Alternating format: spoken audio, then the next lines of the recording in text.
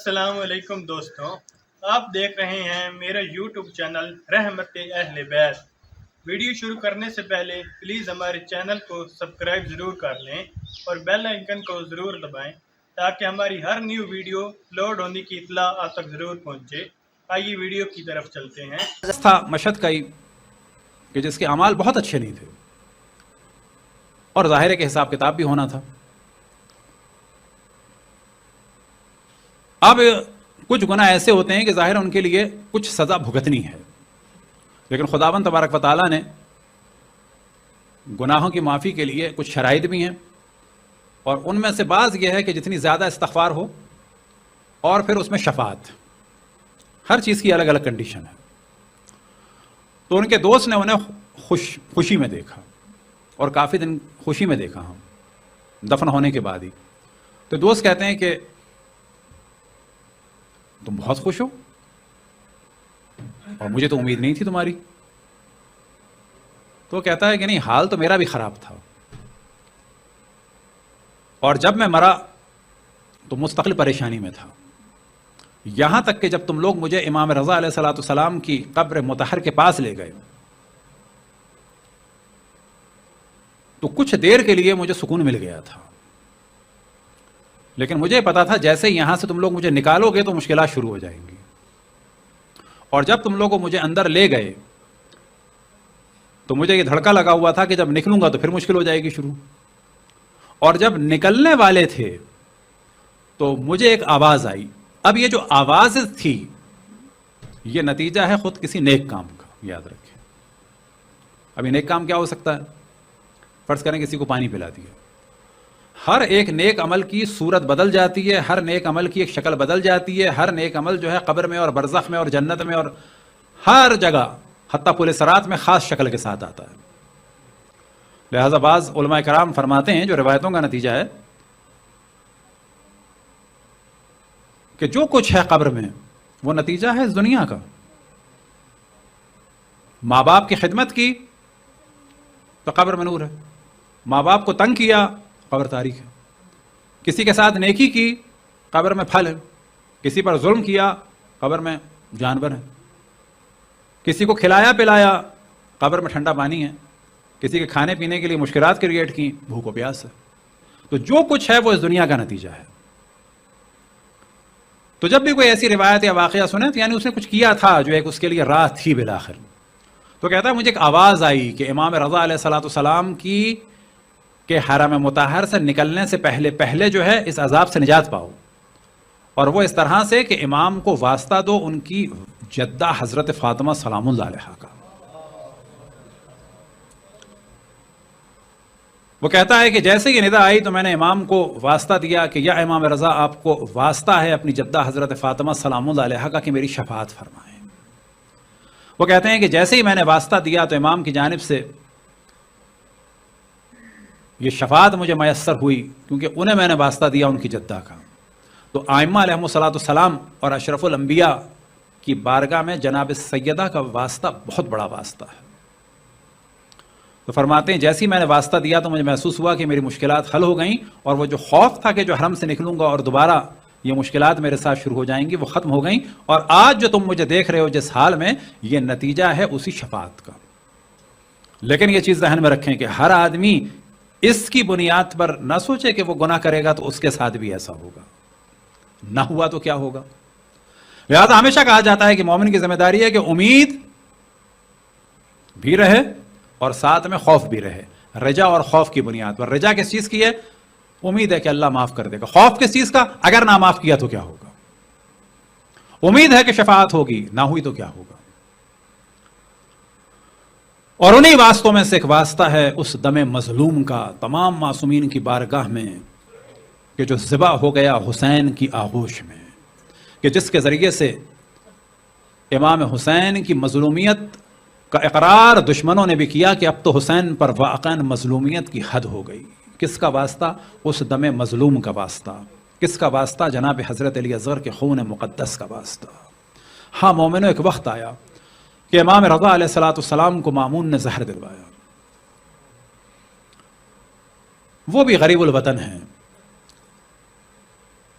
मदीने का एक मोमिन आया इमाम रज़ा अलैहिस्सलाम की ज़ियारत के लिए, और जब उसने पहली दफ़ा इमाम के हरम में कदम रखा तो उसने एक जुमला कहा कि या इमाम रज़ा, आप गरीबुल वतन हैं। कौन कहता है कि आप गरीबुल वतन हैं? गरीबुल वतन तो आपकी माँ हज़रत फ़ातिमा है अपने शहर में।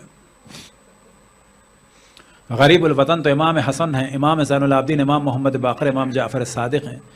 और उसने जुमला कहा और उसके बाद इतना गिरिया किया कि उसे गश आ गया।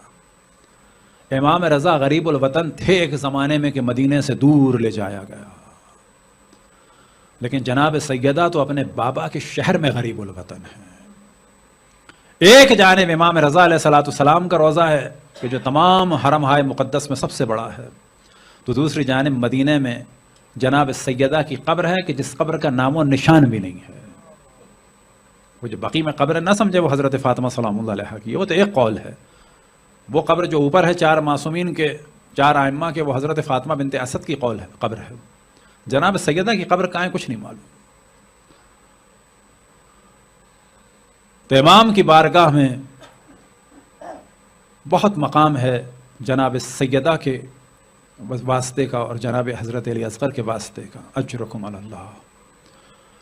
एक वक्त आया कि इमाम को जहर दिया गया, एक वक्त आया कि इमाम का दम निकलने वाला है। जनाब अबू सत्ल फरमाते हैं कि मैं परेशान था और इसी आलम में मैंने क्या देखा कि दरवाजे बंद हैं और सहन खाना में एक बच्चा ज़ाहिर हुआ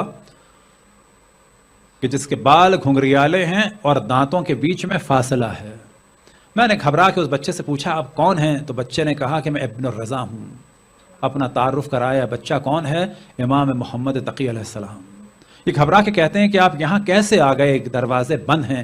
तो आपने फरमाया वही खुदावंद तबारक व तआला जो मदीने से मुझे इस शहर में ले आया वो इस बंद घर में भी ले आया।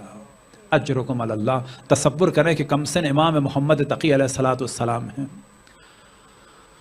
अभी तकरीबन 7 साल कुछ माह के हैं। और गरीबुल वतनी का आलम यह है कि इमाम रज़ा अलैहिस्सलाम के सरखाने हैं, इमाम का दम निकलने वाला है। कभी इमाम के आंसू पहुँचते हैं, कभी इमाम मोहम्मद तकी के आंसू इमाम रज़ा पहुँचते हैं, तो कभी इमाम रज़ा के सर के पसीने को इमाम मोहम्मद तकी खुश करते हैं। कभी इमाम रज़ा अपने सीने से इमाम मोहम्मद तकी को लगाते हैं, तो कभी इमाम मोहम्मद तकी अपने सीने से अपने बाबा को लगाते हैं। और चंद सवाल भी किए होंगे कि बाबा चंद कतरे पानी आपको पिलाऊं, और चंद कतरे पानी भी अपने बाबा को पिलाया होगा। अपना सर कभी अपने बाबा के सीने पर रखा, कभी अपने होंठों को अपने बाबा के होंठों पर रखा, कभी अपने रुखसारों को अपने बाबा के रुखसारों पर रखा, कभी एक दूसरे को दोनों ने लगातार देखते हुए कुछ कहा। कितनी देर ये सिलसिला चला होगा नहीं मालूम, लेकिन एक वक्त आया कि इमाम रज़ा अलैहिस्सलाम दुनिया से रुखसत हो गए। और इसी को कहूँ इस तरीके से कि इमाम मोहम्मद तकी अलैहिस्सलाम यतीम हो गए। इस गुरबत के आलम में ये कमसिन बच्चा और इमाम रज़ा अलैहिस्सलाम दुनिया से रुखसत हो गए। किस तरह से हम इमाम मोहम्मद तकी अलैहिस्सलाम की बारगाह अक़दस में पुरसा पेश करें? हमारे पास वो ज़बान नहीं कि इमाम की बारगाह में पुरसा पेश करें। शायद सिर्फ एक जुमला कह सकते हैं कि या इमाम मोहम्मद तकी, आप अपने बाबा के सीने को उनके सीने पे अपने सर को रखते थे, उनके सर को अपने सीने से लगाते थे, अपने होंठों को उनके होंठों पे रखते थे, अपने रुखसारों को उनके रुखसारों पे रखते थे, अपने बाबा के सर के पसीने को खुश करते थे। आपके बाबा आपके आंसुओं को खुश करते थे।